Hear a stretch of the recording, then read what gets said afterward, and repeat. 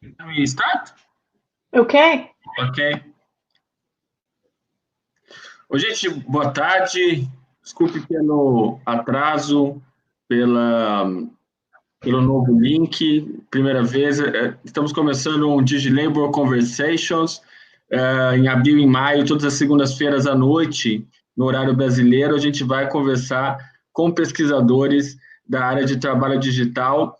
E hoje a Mary Gray, que é antropóloga da Microsoft Research, vai falar com a gente sobre trabalho fantasma e lições para combater essa pandemia do coronavírus. So, Mary, nice to meet you. Good to meet you. Welcome to Brazil virtually. Thank you. You have 30 minutes to present it to us. Perfect. Okay. Well, thank you very much for the invitation. It's not necessarily the way I'd want to be spending my time. I'd much rather be with you in person, but this is a wonderful, wonderful way to convene us. So I wanted to draw on research from work that took 5 years with a collaborator, Siddharth Suri, to understand the lives of people who are working behind the scenes, often doing what we call information service work that's not visible to the average person. So I'm going to walk people through what exactly is this work we're talking about. And by the end of this, I hope people understand in many ways the workers who have been navigating this world, surviving this world, have many lessons they can teach us about weathering pandemic, where our own work lives are incredibly uncertain, where we're often working in makeshift home offices and other very important ways in which they are experiencing what we're temporarily living, but they've been living it for decades. So with that, let me begin the presentation. And I want to start with a definition, because we came up with this term ghost work not to describe particular people, but really to capture the sense of what work conditions can often leave the value of people's work unseen and unknown to us. So importantly, we're not talking about particular workers. So keep that in mind through the presentation. But in many ways, we're talking about the kind of knowledge work, again, information service work that is done by many people in offices, but increasingly is organized around tasks and projects that can be contracted out. They don't have to be in an office. And importantly, it means anything that's project or task-based can be sourced. You can find the person to do the work, scheduled, managed, shipped, and billed through a combination of application programming interfaces in the internet. And that involves work like editing, taking surveys, data entry, content moderation, data labeling, a lot of the sorts of work that when we first started studying this, we thought are effectively the pipeline for training artificial intelligence. But it turns out that a lot of people do this kind of task-based project-driven work.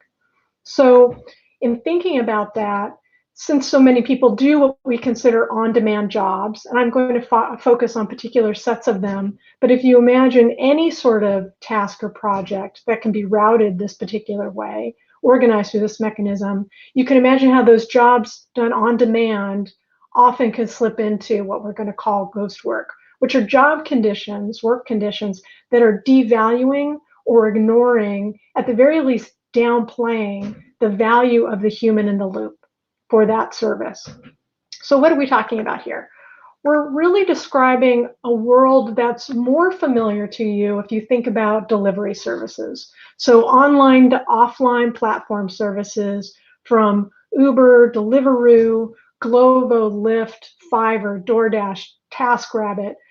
For many people who have the privilege of being able to work at home from salary, these are the people that we're calling up with our apps, every day, asking them to bring things to our house so that we can do our work. This is what we call on-demand, online to offline platform services. But there's a world of work that's connected to people more visible to us, and they're just at the surface of this world of work that's organized around projects and tasks. Content moderation is a really good example of a form of work. Sarah Roberts has a beautiful book that's specifically focused on content moderation.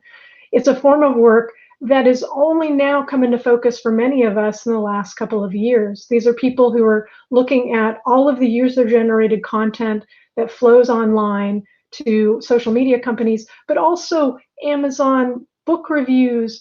Any place where you have user-generated content also has people hired to look through that content that's been flagged by people, individuals looking at other people's content, either because it's concerning or it's referencing them and they don't want it to reference them. So content moderation isn't just about social media. It's any place where you have user-generated content that needs a person to step in and evaluate something.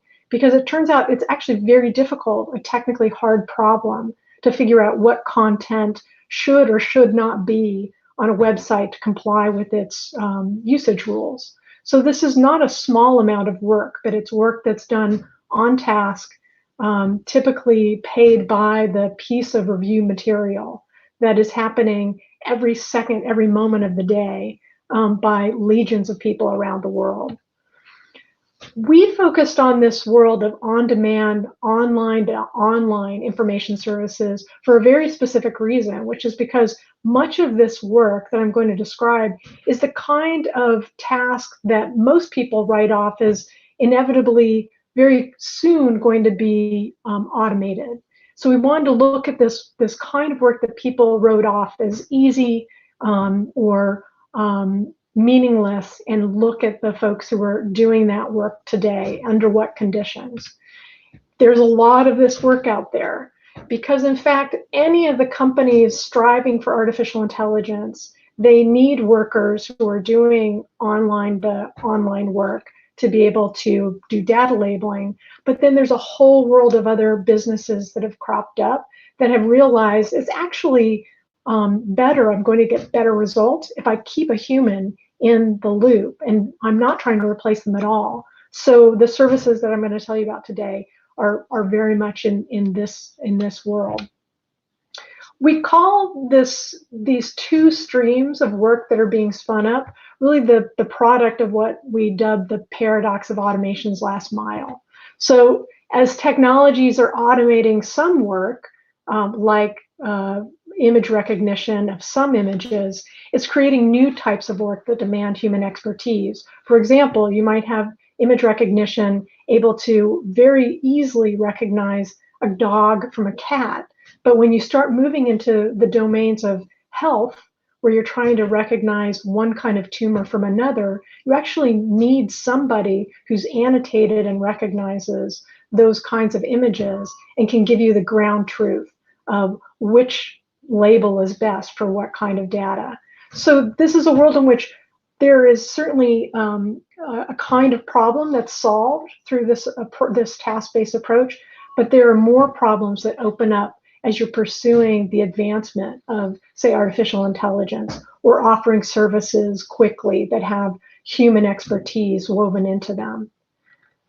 This is not new, and actually this is probably one of the most important lessons of our research, is to say we're seeing really the expansion of the reliance on temporary work as a stopgap for managing the bridge between what some sort of automated process, a machine can do, and what people can do that's distinctly human and very hard to replace.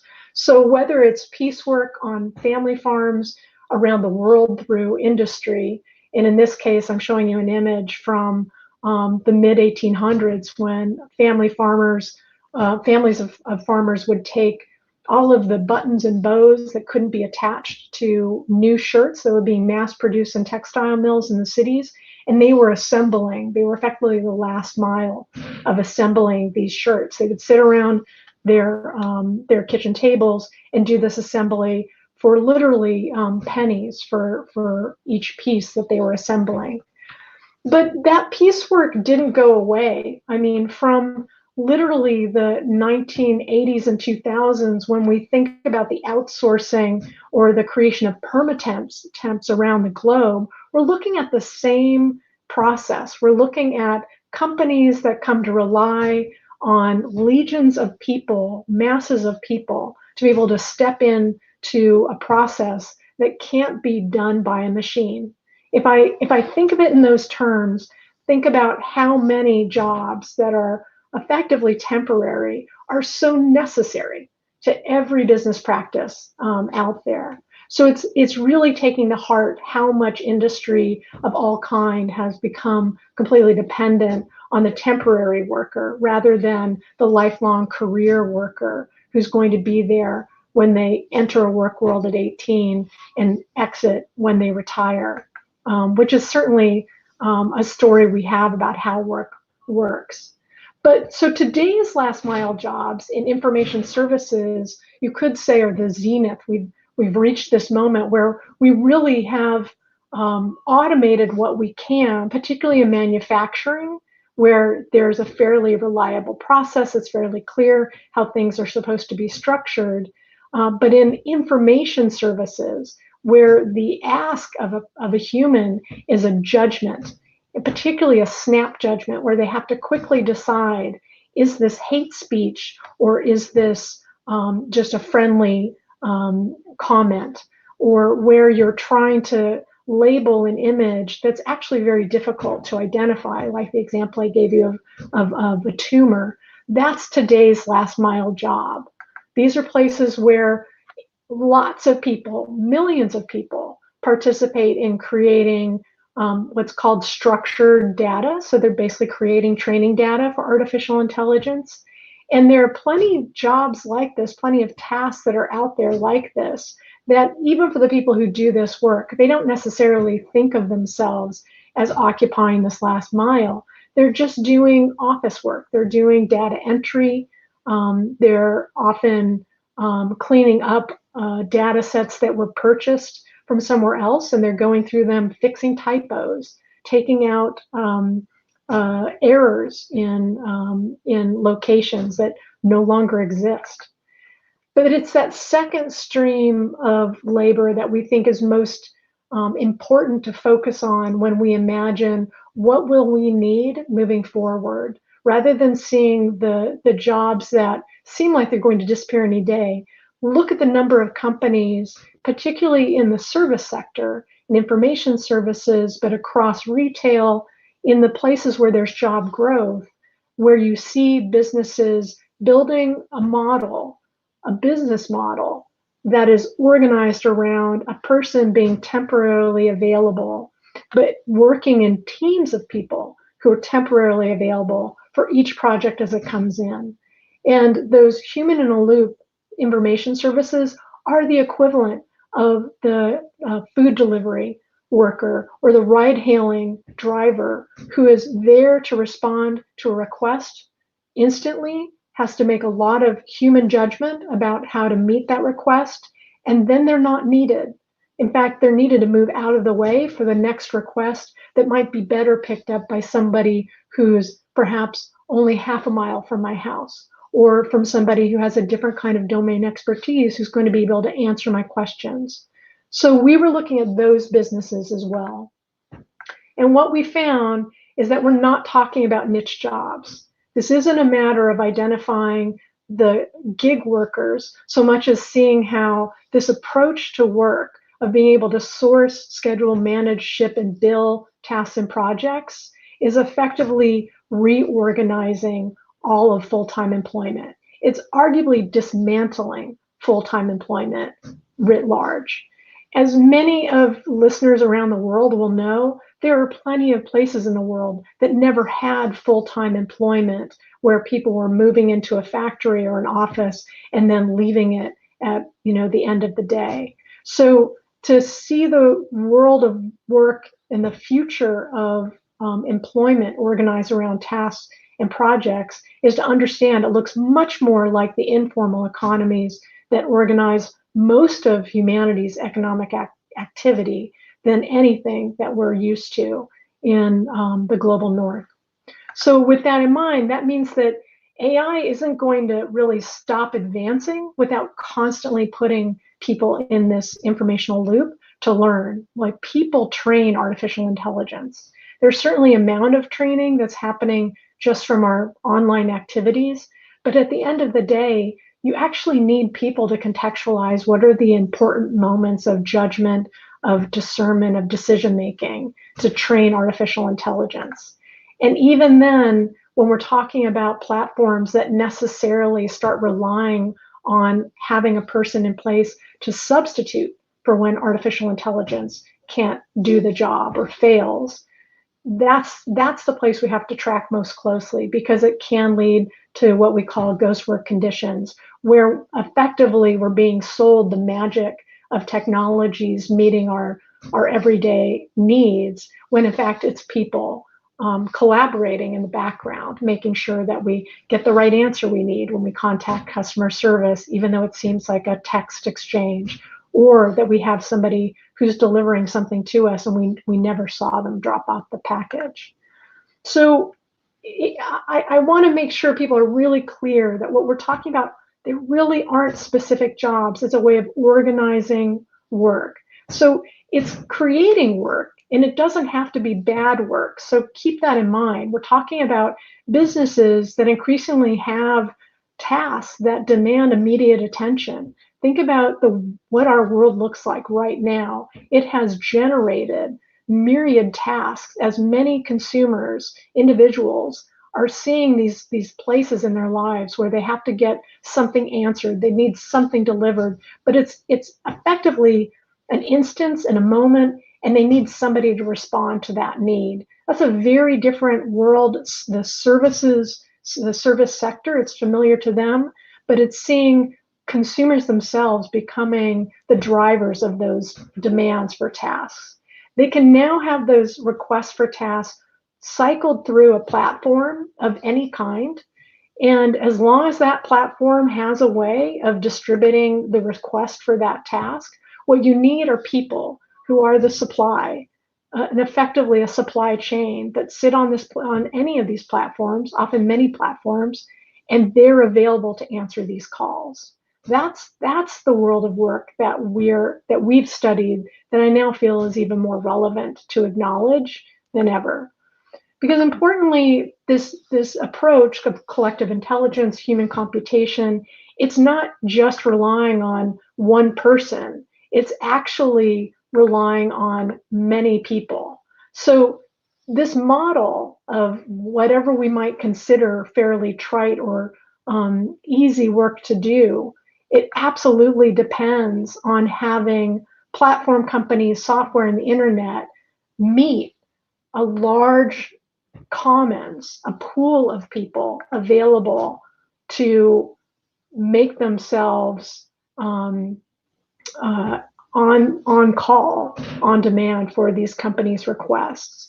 It's blending this human creativity for being able to spontaneously see a task and figure out how would I respond, and if I can't respond, how to hand it off, with code, which can effectively route a request to millions of people at the same time and aggregate those responses. So it does not work as a form of work without people in the loop.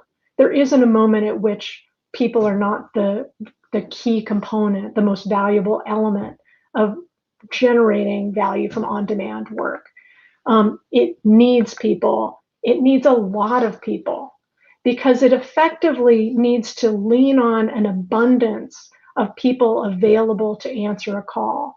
When companies are organizing around this kind of on-demand model, they actually can't depend on a core group of people who are always on, and I'm going to go into detail about that in a second. They actually have to rely on many people being able to jump in and jump out, depending on the timing of the project, the needs of the project, to be able to follow the ebbs and flows of that business's access to supply, or that business's access to demand for tasks. So it's putting a lot of burden on workers to be available all the time. And I want to talk through a few of the reasons that people do it. These conditions become ghost work conditions precisely when we stop paying attention to how valuable the people are, and you have companies, what we call upselling the tech magic. So when companies present their companies as simply a platform or software and suggest that people are not, critical to what they do, those are likely going to be cases where the people involved are not being valued. So knowing that it requires a lot of people, this shared abundance, and you could think in economic terms, we usually think of that as redundancy or surplus, like shifting to a model of seeing the shared abundance that businesses have when they're accessing these pools of people, mean that we could be bringing a logic of the commons to the way in which we make sure ghost work conditions are stopped, and that we build for much more sustainable approaches to this form of work. So where do we go from here?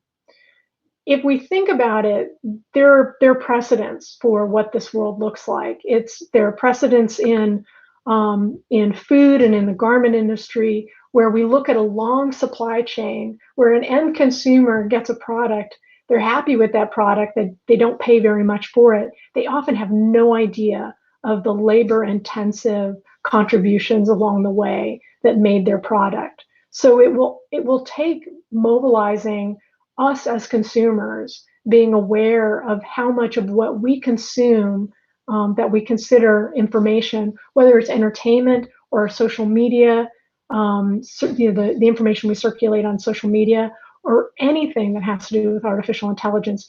It completely depends on the labor of people that we haven't seen and won't know. In the case of the Immokalee workers, it took decades to be able to put in place an expectation, a standard for businesses that were using food in those agricultural circles to commit that as businesses, they were going to charge consumers more to make sure labor had more protections as they were doing that work. It's a really good example of it wasn't about ensuring one full-time worker's sustainability. It was ensuring the sustainability of a workforce. So I feel like today, one of the best examples of this is the National Domestic Workers Alliance lab experiment called ALIA.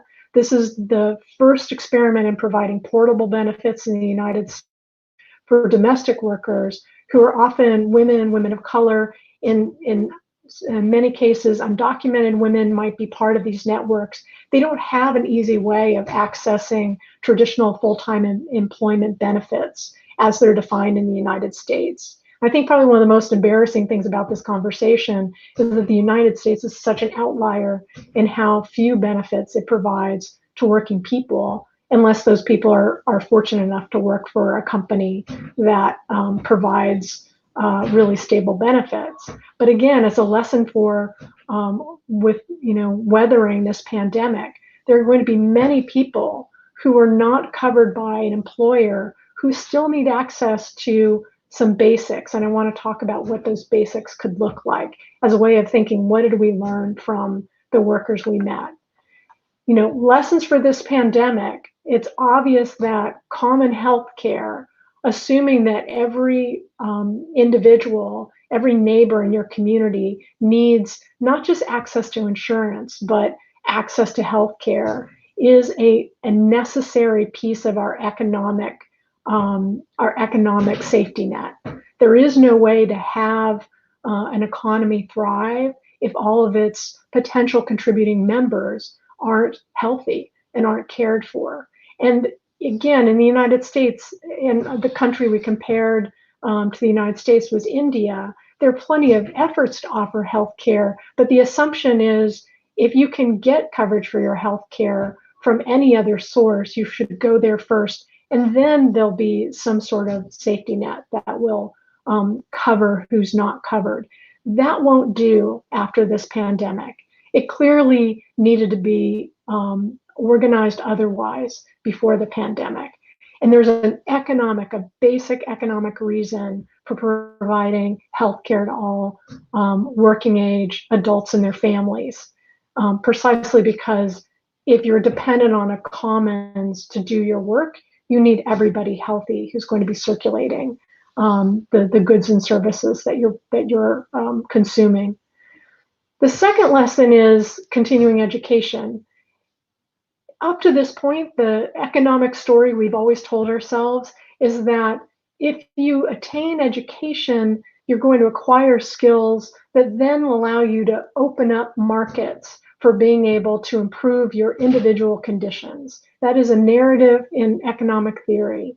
But in the realities, particularly the political realities of what task-based, project-based work looks like, there is a deep unmet need to make sure people have the capacity to have a basic education that is more than universal education that we cover in the United States, a kind of basic comprehension that ends in your 12th grade, and to be able to have continuing education so that you can be constantly stepping in and out of economic markets to update your capacities.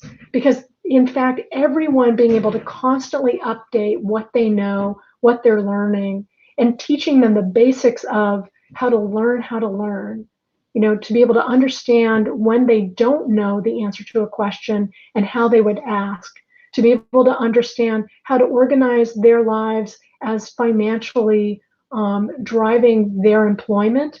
Those were some of the critical lessons that most of the people we engaged had learned the hard way in doing on-demand task-based work. Why does this become important? Because most of our economic models and the way we think about education right now assumes that you learn a skill or a craft and that you literally only do that for the rest of your economic life.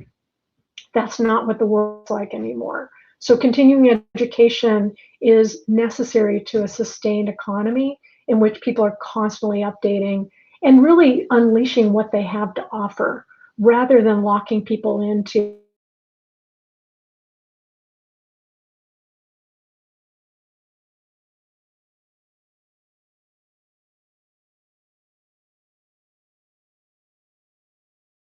of civic co-working space. Now, this moment is critical to realize that for a lot of people, that means being in co-working spaces online.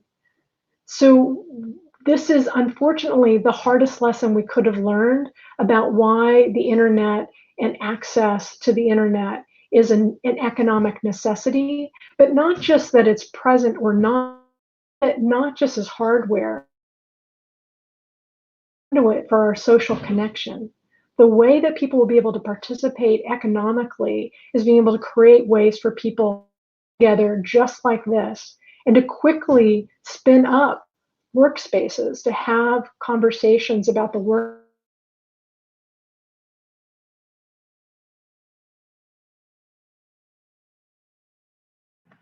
Hi, Mary.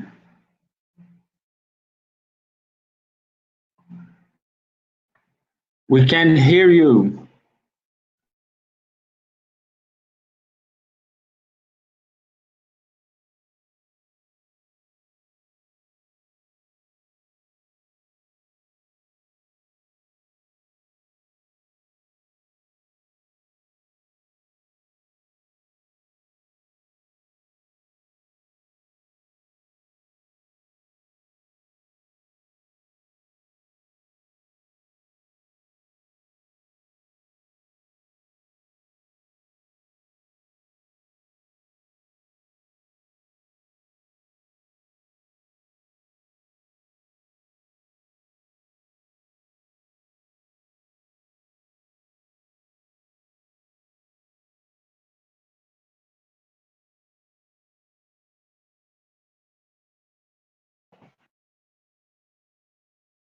Gente,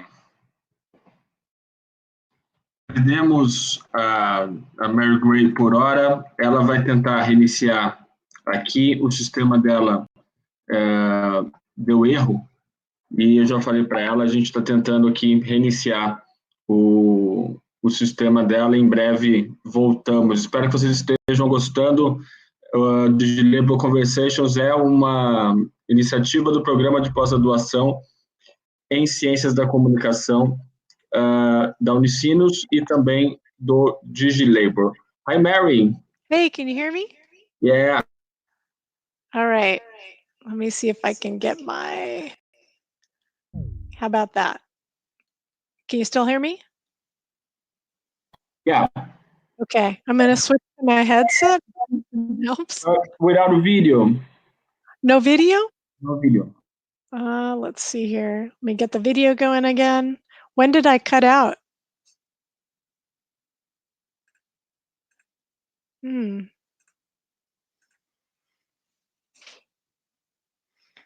I'll be right back. Mary já volta. Enquanto isso, fique com uma música.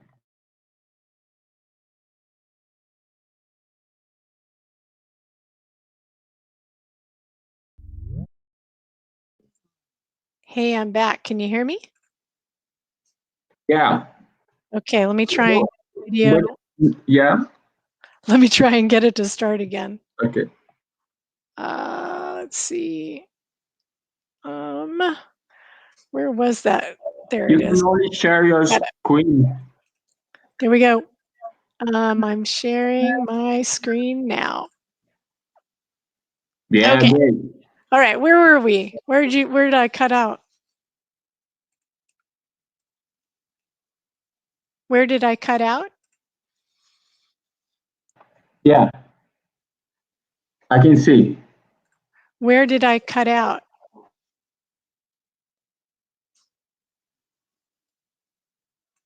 Can you hear me?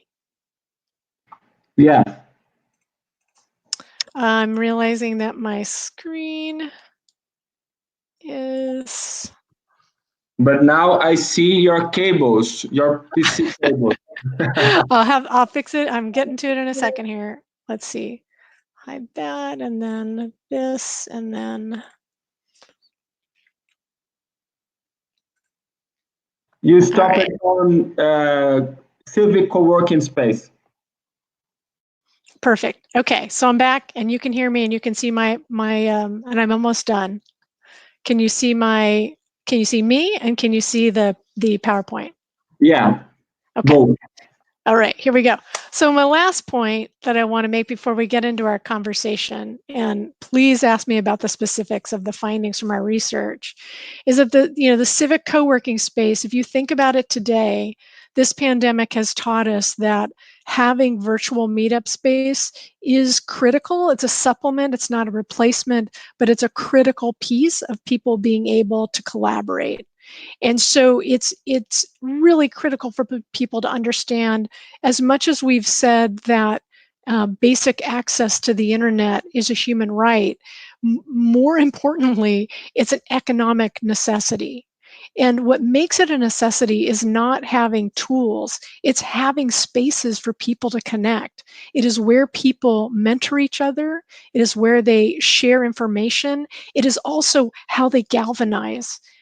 The worker solidarity we saw, where people were organizing to call for better work conditions from the platforms they worked on, to be able to help each other find other job opportunities, work opportunities, came from people being able to collaborate online, and came from them texting each other.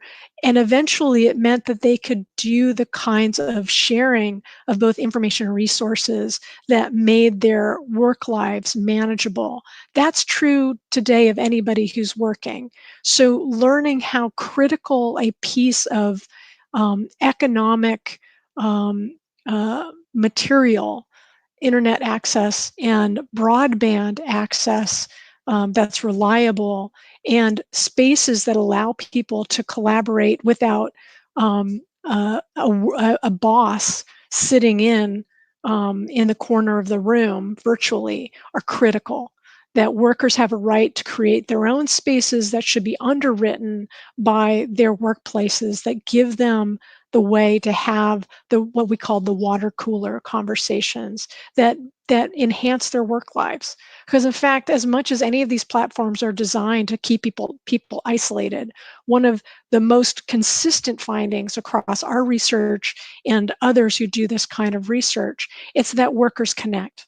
It's the first thing they do is they try and figure out who else is doing this work and how could I be managing my work life better? How can I better my odds economically? How can I find colleagues? How can I connect with people socially to be able to have that experience that we all have of managing our work through our workplace relationships. So this is a critical piece that can't be reduced to just having technologies. It's seeing what do people do with those technologies? They connect with each other. How do we facilitate that? There's no value in trying to keep people isolated. One, because that's impossible. You can't keep people from connecting. They will find a way. And in fact, most of these platforms had no idea how much their workers were connecting offline or in other settings outside of their platform. But just as importantly, we could see that anybody who had connection to other workers had higher productivity, had better outcomes. They were happier in what they were doing because of their connections with colleagues. So that's a really important lesson for where we go from here. And then lastly, the language of a universal basic income is often presented as something that that nation states or companies need to get behind because it's to take care of all those people who couldn't get a real job. I'm being hyperbolic here, but often universal basic income is presented as something to do about all those people who can't find a job.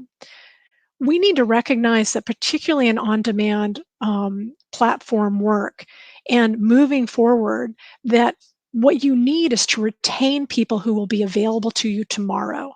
That is absolutely true in this pandemic for every restaurant that's shut down. When they eventually open again, and it's when, not if, when those businesses come back to life, they will instantly need to grab a hold of workers. They may not need those workers for more than a year. They might not need them for more than a specific project. That needs to be okay for the workers as much as it's kind of okay for companies. That lineage of ghost work that I showed you earlier, we have so many companies that shifted to relying on contract labor for one main reason: it was cheaper. Workers who are on contract cannot negotiate the kind of wage floors and work conditions that are more costly than those who are on contract. They can't mobilize in the United States. They can't legally associate or organize unions effectively. So companies came to rely on contract services, temp services. That the cost of that has caught up with companies. They actually now cannot do their business. This is critical. They cannot do their business, project task-based business, without relying on many people cycling through, giving them what they need as they need it, and then getting out so that when they create a new product or service, they have the right team assembled, the right number of people from that abundant commons tending to the project or task at hand. So that has become such a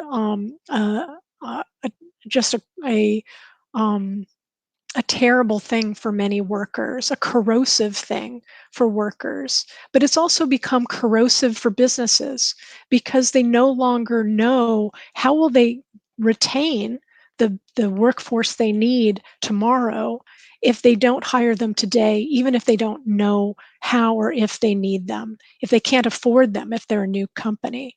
Well, being able to provide literally portable benefits, that means every company, every private sector player that gets benefit from a worker at any point, they're putting in not just a benefit for that one worker, but paying to be able to tap that commons tomorrow. That's what a worker retainer would look like. And I believe the Pope just called for basic income. It's a critical piece. It's not just a kindness. It's recognizing the economic reality of utter dependence that companies have on the workers that do so much of service to each other to these businesses and to consumers. So that last tenet of a worker retainer is to change the way we think about what it means to provide a basic income.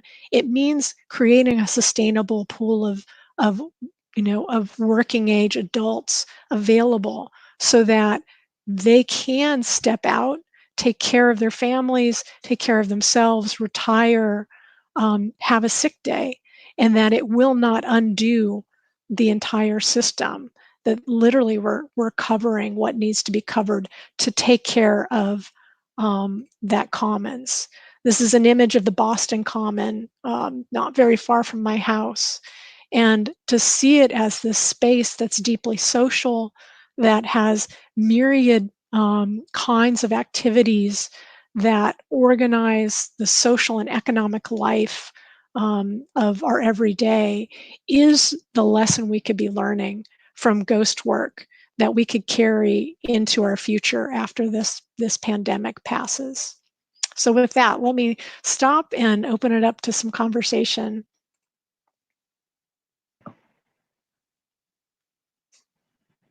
Thank you very much. Can you hear me? I can hear you. Okay. Thank you very much, Mary. And now we have 4 questions or 5. And I put the questions on chat to you. Oh, perfect. The first from Jacqueline Laflufa. So Jacqueline is asking, do you feel this is unexpected or unprecedented as an opportunity? And I'm not sure if everybody can see the question, so I'll just read a little bit of the question so people have a flavor for the conversation. I'm sad that this really is a moment of reckoning. And at the same time, it is an unprecedented opportunity to be able to think about the value of people who are in service to each other, and the main thing they're offering, that service to consumers or to other businesses, to see that the heart of that we have an opportunity to value service and often being available rather than one incremental thing that we're contributing. So this is an opportunity to completely obliterate the myth of who's a valuable worker. In the past, we've completely linked that to who had a specific degree. Did they come from Harvard or a community college?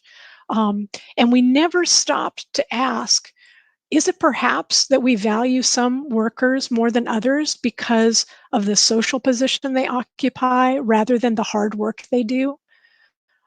In the United States, for example, we're coming to grips with the fact that we will need to hire thousands of people to do contact tracing. That's a very specific role in public health, and we pay people poorly to do that work. And it is critical in a pandemic to have a person able to contact somebody who might be infected with a life-threatening disease and doing the very hard, very human work of, with empathy, asking them, who have you come into contact with? I need to contact those people and tell them the bad news that they might be sick also. That's a moment of reckoning with those people are incredibly valuable, and they are doing a task right in front of them, a project. And that project will hopefully be completed in the next 6 months. We still need to value them. So yes, I mean, to Jacqueline's question, I think this is an incredible opportunity to think about how have we ignored the value of our past contingent workforce, and how today can we right those wrongs and recognize their value. So Bruno's asking, he's a researcher and artist who's working on research with, it sounds like with Brazilian Turkers, wanting to hear more of a feminist perspective on ghost work and Turk workers who are women who are working remotely and also at the same time doing housework. I love this question because one of the most important findings from our research was what we called a Pareto distribution of participation and on-demand work. And Amazon Mechanical Turk was one of the 4 platforms that we studied. What we found across all 4 platforms was a really interesting pattern of a group of people who we called always on, who participate in platform economies. Often they have accounts with multiple platforms, and they have, for myriad reasons, turned this into their full-time income stream. In some cases, that's precisely because they're working parents, working moms who cannot go in and out of an office 9 to 5, cannot find work opportunities near them, and this is an opportunity for them to earn an income to support their families. But importantly, we saw this second group, and I think they speak more to Bruno's question, who we call regulars. We found many people, the always on make up about 15%, roughly speaking, of the workforce of any of these platforms, people who are putting in between 40 and 60 hours of work a week, not on one project, but myriad projects and tasks.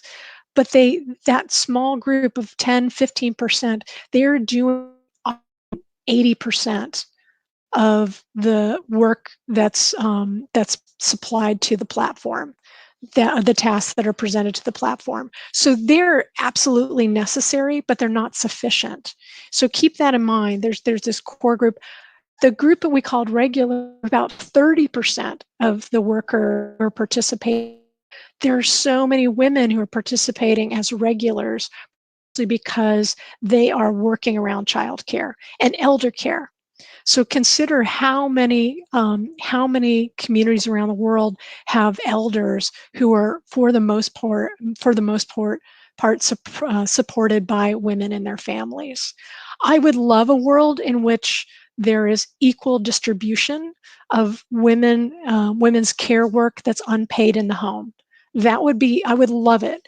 And the answer here isn't pay women to do the work. The answer here is every person who's in the household doing their fair share.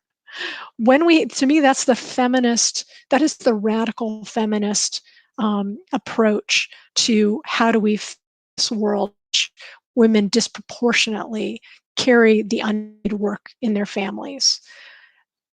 At this moment, being regulars allows these women to be able to participate and have some ownership, and in some cases, some economic freedom and mobility by taking on this work as regulars. And for the end consumer, you need regulars because they're the people who step in at any moment and can substitute for somebody who's always on, or be the supplement to those who are always on. Think surge pricing. And it means that you as a consumer will never feel the difference of the workforce moving between always on and regulars. And then lastly, I just want to keep this point about Bruno's question for this feminist perspective. Experimentalists are the long tail in this Pareto distribution. A good 60%, 70%, depending on the platform, of participants are experimenting with projects and tasks. And in a world in which women, particularly in business settings, do not have opportunities to be able to develop portfolios or have work experiences unless somebody allows them to move up the ladder, these are the kinds of platforms that, at least in principle, if not in fulfillment, at least by design, could give them access to experiment with projects and tasks they otherwise have never been given a chance to do. And we did talk with people who had that experience. So we were able to interview people from Amazon about Amazon Mechanical Turk. The other 3 platforms we studied were Universal Human Relevance System. That's the Microsoft platform that's internal, that every large tech company has to be able to field projects and tasks internally. And then 2 other platforms, Lead Genius, which generates sales leads, and Amara, which is this amazing community that does video captioning, does captioning and translation for video. And in all 4 of those cases, the speech that the capacity for women to be able to participate and find their own footing was noteworthy. That they could in all cases, people were looking for three things. They wanted to control when they worked, they wanted to control what they worked on, and they wanted to control who they worked with. And as we know, women in the formal economy and the workforce often are disproportionately disenfranchised from being able to make when they work, who they work with, or who they work, what they work on. Gabrielle Vales, an undergrad student, and wants to know about the importance of thinking about geographic location when it comes to wages and livelihoods of people doing ghost work. This is a really critical question because one thing to know is just how much information services that are moving through these platforms are depend on global markets. So many of the platforms that we're looking at actually need to pay to localize the kind of information that they're collecting, whether it's getting information about what are the local restaurants available, or doing other kinds of knowledge work that are culturally specific and linguistically specific. And in those cases, companies can pay lower wages. That's labor arbitrage is something that's been with us since since the dawn of humans doing exchanging economically across cultural locations. So just as Jacqueline was asking, is this an opportunity to kind of call the question on the devaluing of contingent work? This is also our chance to call the question on why is it still okay to participate in labor arbitrage? In many cases, we know that the cost of living in New York City is as costly as living in Bangalore in southern India. So knowing that, what can we expect of multinational corporations in terms of being consistent about paying living wages to workers around the world? We could start that conversation in ways that our previous economic models really could dismiss. Now we know that the real value here is about a worker contributing their cognitive capacity to judge, evaluate, and have the cultural domain expertise when necessary to do that. So we can make an argument for a globalizing of the kinds of that we're talking about, that even there's experience pay somewhere else. Wallace Gaines, lawyer and researcher, there's some difficulty in organized workers in these unions and alternatives that are emerging here. Where do we see some action that can give us some hope? I'm loving this question because in research we found that workers were able to organize among themselves and see their common interest and form solidarity in some cases in launching campaigns. There was a campaign that was launched by MTurk workers, for example, against Jeff Bezos and the company's practices of not providing workers with information about those who were requesting tasks and projects, not knowing who these businesses were and their records for payment, for example. So there are places where we can see that workers, there's a nascent association that workers are able to organize. In all cases, traditional labor organizers and those who are fighting for workers' rights, hopefully all of us who are having this conversation, have to recognize what's changed. So what's different? There's no single employer of record. There's no single work site, and there's no career that is organizing people's identity to form solidarity. So we have to come to grips with organizing and learning from the way that workers themselves are organizing around something other than a workplace, around a career, around a very specific employer-employee relationship. And one of the telling pieces of data we have from our research. At one point, we were as part of the interview, we'd ask people, like, how do you describe yourself to your friends and the kind of work that you do? We had one worker who said, I'm a freelancer. We had another worker who described themselves as a small business person. And we had a third person who said they worked for a startup in Silicon Valley. All three of them worked for the same platform and did the exact same kind of task. So we have to be thinking, how do we address that Pareto distribution of people who are always on, who are regulars and experimentalists? How do we create a floor that's going to advance all of the workers within that commons so that their basic needs are met? And the arbitration is around other facets of good work conditions. We should not be having workers have to spend energy asking for basic health care, or asking for retirement, or asking for continuing education, or asking for a basic wage. Those should be part of what's available to anybody entering the workforce. If we have those in place for every working person, we no longer have to have these pitched battles between firms and employees. That they've divided and conquered the working people. And this is our chance to unite. And to organize around our work practices rather than a work site.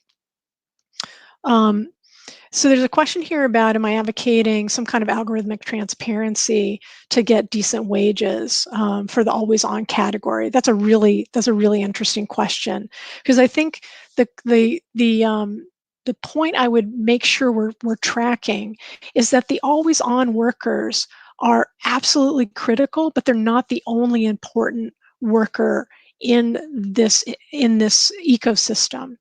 So being able to algorithmically track, in the best sense of the word, the contributions they're making, pivotal. There should be, in fact, what we absolutely need is an AI supply standard, so that supply chain of people, the AI labor supply chain, is correctly accounted for, so that if a worker is providing value to a company, they're reporting that, and the company's reporting the value they receive from the worker in every single case, so that we have an accurate head count of who's contributing value to these companies. If we do that, and that we have the technology to do that today, if we have that kind of transparency, that could be applied down the line. It wouldn't have to only be for the always on category. It could be for everybody who's contributed value, that their value is recognized, it's compensated, and that the company is able to keep an accurate record of who they owe, so that we can all keep an account and audit who has a right to be paid. There are ways to do this in really privacy-preserving approaches, and the one I'm going to put on the table that speaks to the earlier question, Wallace's question about organizing, is this could be the new value of trade unions and guilds and associations. They could be the data trusts, so that a company that wants to effectively have a hiring hall could report in what that they need particular numbers of workers. They don't have to know who those workers are. They have to know that they're verified to work. That will protect the privacy and the identity of the workers who participate. And in exchange for being part of that union, they can be basically keeping an account and an audit of all of the portable benefits that should be coming to them. So that could be a mechanism that works globally. We no longer have to be thinking in terms of strictly, is this person on site? The piece we have to repair is, what does that mean to the taxation, to the local taxes, state, and the national taxes that should be coming rightfully to the public services that are supporting those workers.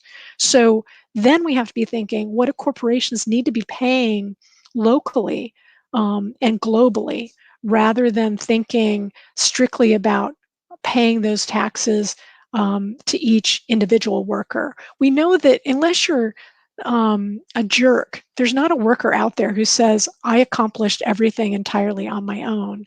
So this is a mechanism for recognizing how all of us accomplish what we accomplish because we're working together. How do you make sure the people who have participated in your success as a worker and who you've contributed to are treated fairly? So another question from Bruno. If I'd talk more about the concept of the paradox of automation's last mile, and that's also in the book.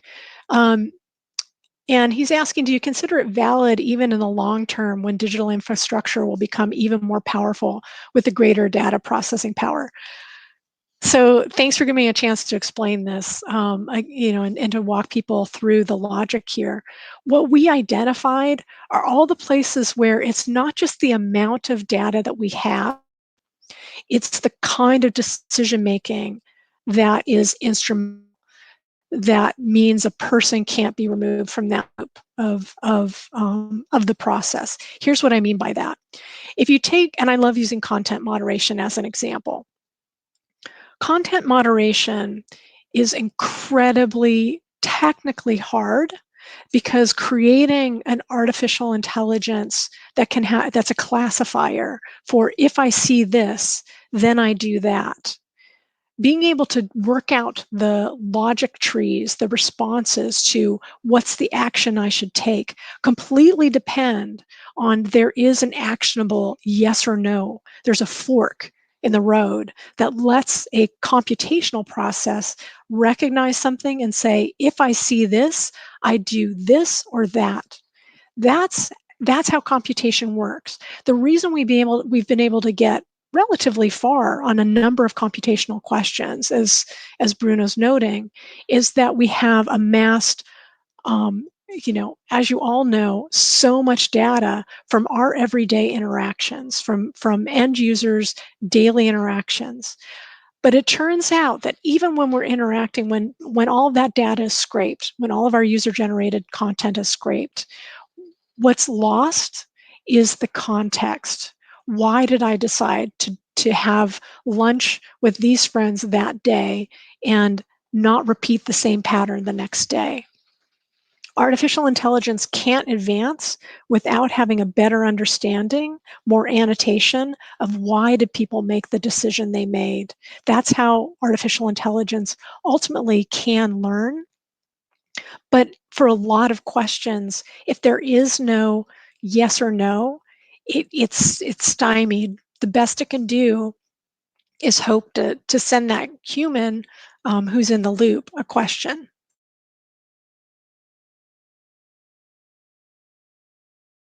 Excuse me.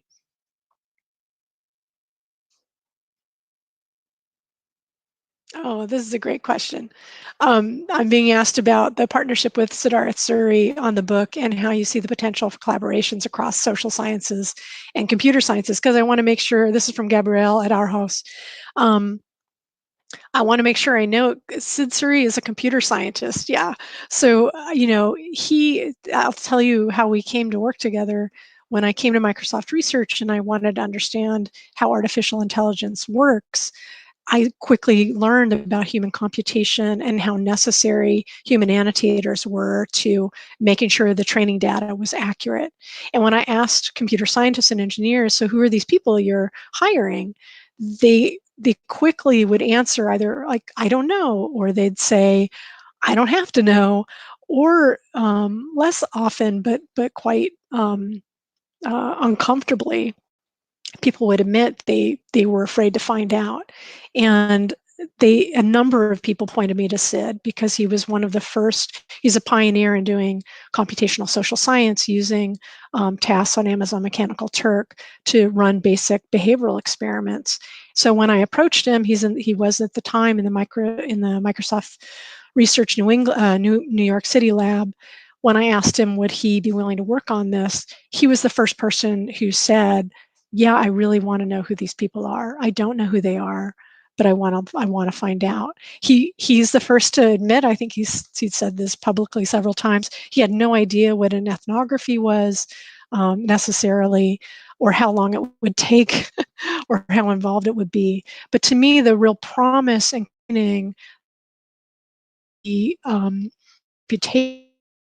the mind for measurement is the orientation and work for science and engineering, interpretive qualitative approach of ethnography, able to iterate between we weren't just looking at them separately, the quantitative, we learn from the literally building project, looking at the qualitative insights, and then building experiments to try and measure those qualitative insights to figure out how prevalent were they, and then moving back to the qualitative insights to understand what kinds of differences might be happening longitudinally, which computationally, for the most part, you're looking for a moment in time. You're rarely looking longitudinally at people's environments. We were able to bring history, bring other pieces of critical humanistic studies, feminist studies, queer studies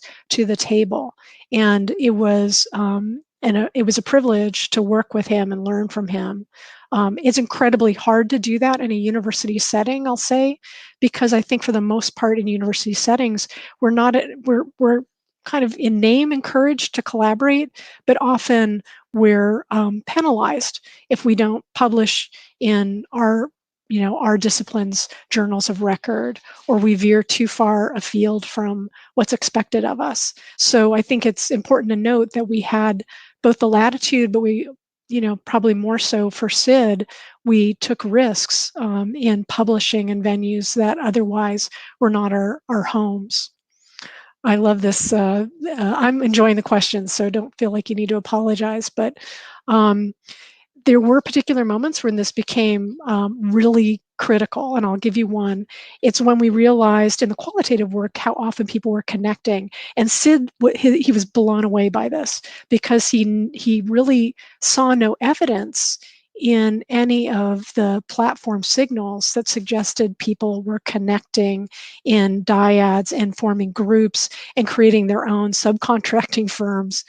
And so having that qualitative ethnographic material of members and family members who were working together meant that we now had the material to start thinking, well, how would we measure that? And so we were able to start putting surveys out. We worked with Ming-Yin, who's a brilliant young scholar who's at Purdue now, and she came up with this really novel way of being able to measure the social networks of workers. So we were able to see that Pareto distribution in full light. Karen's asking, do you think workers have demands in a right language or in a language of more benefits from platforms? I'm not sure if I fully understand that question, but there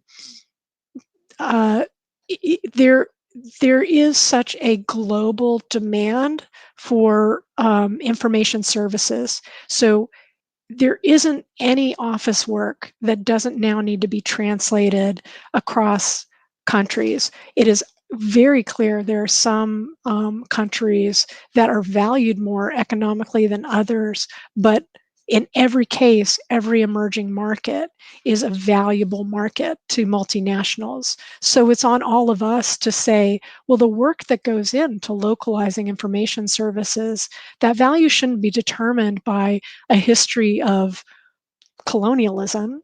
It should be defined by what's the contribution of the workers to the end product. And being able to start there is our chance to challenge the logic of labor arbitrage that we discussed earlier, to be able to challenge how we think about a global workers' benefit that is truly taking into account how interconnected our economies are, that doesn't treat them as these cordoned off silos, when we know that's not true. That hasn't been true. That hasn't been true ever. But in terms of how we treat the value of workers, we are the ones who will have to call out an artificial isolation of their value. And then the last question here, it's my question, why is it not correct to name them click workers? Oh, Raphael's asking that question. So the reason I take issue with click worker as a label, and Antonio, I mean no disrespect to people who use that word, it's more to say, when we see that word deployed, can we all recognize how we are devaluing, implicitly might be devaluing what kind of cognitive work it takes to quickly make a snap judgment, to click yes or no, left or right, that image, not that image, use that keyword, not that keyword. As somebody who's studied for almost 2 years, people doing that kind of decisive work, it's incredibly taxing. It's cognitively exhausting. There's no relief. And it's not menial. It's not repetitious, because everything you're doing, you're constantly activating your senses to be able to think this, not that, in something that only a human has the capacity to discern. So for me, it's recognizing if we could ever get away from qualifying work and just say workers, anybody who's working is doing both incredibly sophisticated human intelligence work and often physically draining work. Anybody who's standing at a desk right now or sitting at a desk knows that it's physically, intellectually, cognitively, spiritually draining. So what will we do to fill our tanks? So thank you very much, Mary. It's a great talk. You are amazing, and come to Brazil soon. The people, we had 50 and 54 people with us. Wonderful. And next week we will have with Wendy Liu, and she will launch and release the book Abolish Silicon Valley tomorrow, and next Monday she will have with us. Mary, thank you very much. My pleasure. My pleasure. Thank you very much. Look forward to seeing you in Brazil. Best. Bye-bye. Gente, semana que vem, então, a gente tem na segunda-feira, às 7 horas da noite, com a Mary Gray, com a Wendy Liu, que vai lançar amanhã o livro Abolish Silicon Valley e vai falar sobre a retórica usada no Vale do Silício.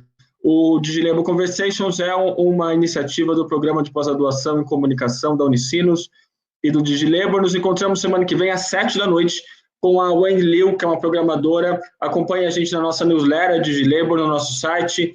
Muito obrigado, foi ótimo, as perguntas foram muito boas. Nos vemos semana que vem. Um abraço.